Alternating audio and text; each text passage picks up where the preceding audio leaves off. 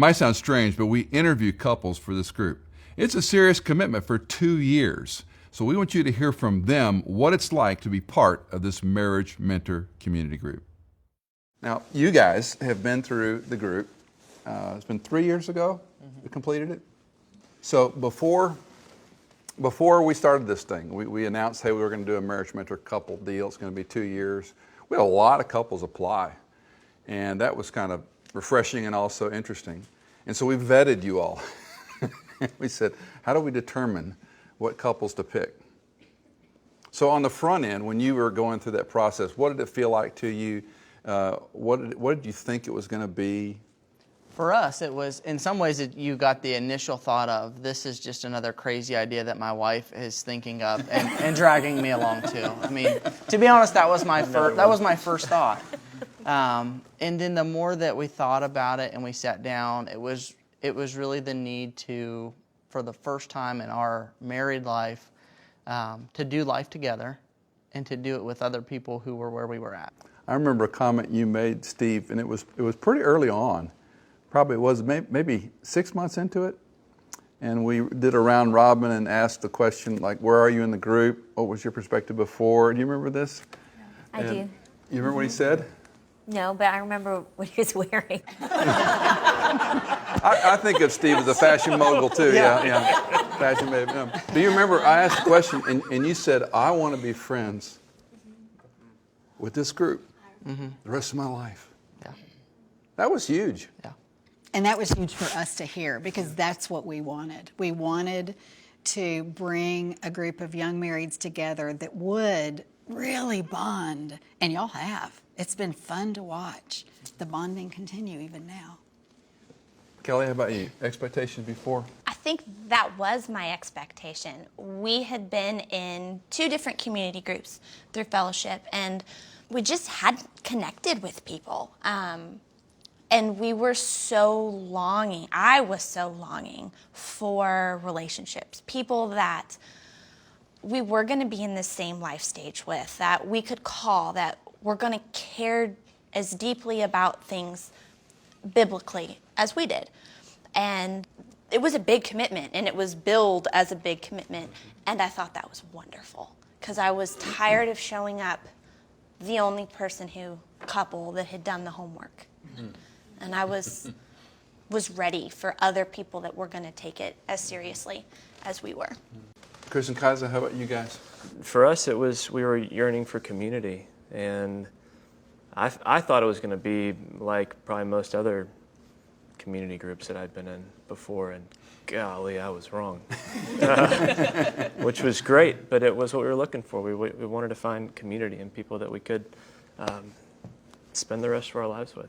Yeah, and I think one of the things that really appealed to me specifically was that you set it up to be not just a social gathering or a get-to-know-you type of thing, but you made it very clear on the front end that this is something that was going to take commitment, it was going to take time, it was going to be hard at certain points, and I didn't want just another book to read and then discuss the topics. I wanted people that had been doing this thing for a while that we could learn from, that would be able to encourage us, speak into our lives, and give us an example of what marriage looks like and what it can look like after 30 years. 34. Oh. 34. So let's talk about a little bit in the middle of it. What was it like? And then if you want to jump to after it was over. So what did you feel like? What was your expectations? How did they change as the 2 years unfolded? And then as you fast forward, what was it like looking back? I would say for me and for us, the 2-year journey was preparing us for what I'm going to call the hard years. Because up until that point, we hadn't really faced anything big. People talk a lot about, the first year of marriage is the hardest. And for us, it wasn't. I mean, we had done the first couple of years, and it was really pretty easy. But then you start introducing kids and work change and, not going to work every day and just the busyness of life starts to catch up and we started to see ourselves drift apart. We were good roommates. and really believe that the foundation of this group is what gave us the tool set to be able to come back together and say, hey, we're doing life, but we're not doing it the way that it was intended to be. And yeah, you're here beside me, but we're not together. So it's really about putting tools in your tool bag, because marriage and life is not about today or tomorrow or the next week or year, but it's really about where you want to be in 25 years or in 50 years. And I want to be with her. And I want to raise great kids. And I want to have people around me for the whole journey. And I want to be around those people for the whole journey. And at the end, when we're old and we're gray and it's time to move on, that we can look back and say, we did it in a way that would honor God. And I don't know that we could have done that without you guys. It's amazing to me how we gelled together so much more and deeper than I would have ever imagined. I remember after the first couple weeks, leaving and driving off from your place and talking to Chris about each of the couples and, well, who do you think we're going to be friends with? And we're like, well, we kind of like all of them right now. It'll be interesting to see like who we're actually friends with after this is all done. Like, who are we going to go the length with? And I never in my wildest dreams would have imagined that are there 5 of us? Seven. Said 5, yeah, 7. Yeah. So seven girls, 5 who are still here in Nashville would be lifelong friends. The fact that I've been there for 2 of your babies being born, to witness that with you and to walk through ups and downs in marriages and with children, and to have those deep bonds was something that I didn't even know existed. And to be able to have that in 2 years' time, and I feel like that's just like the springboard. I like to dream about what it's going to be like when we're all gray-haired old ladies and still getting together once a month and talking about our grandkids and great-grandkids at that point, and laughing about the crazy beach trips that we took with 14 adults and 12 children. 12 children, yes. Under the age of 4. Under the age of 4. It was the best week. Yeah, so that's something that I wouldn't have expected, but I think probably midway through the process of the 2 years together, I started really seeing a change in Chris, and I saw him having a passion for God's word and for digging into it and actually getting these little nuggets of gold that he was excited about looking at.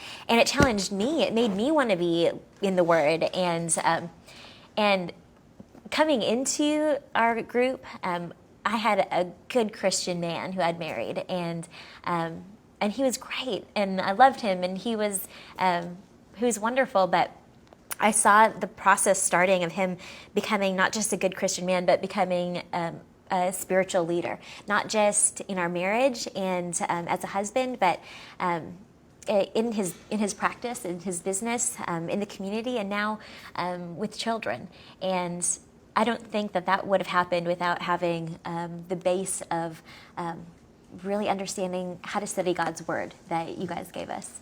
I love structure. I love the curriculum. When you guys laid out, here's what we're going to do, I remember looking at it going, I love the idea for 2 years that I get to do this stuff. P90X. Yeah, all that stuff. But the one that, and I think we were probably maybe a little bit further halfway through, but living by the book completely revolutionized my world. And to be able to know God's word, being able to know how to study it, completely rerouted everything. So when she says it, she saw that change, it was because the Spirit had ignited this desire. And I told that in the group one night.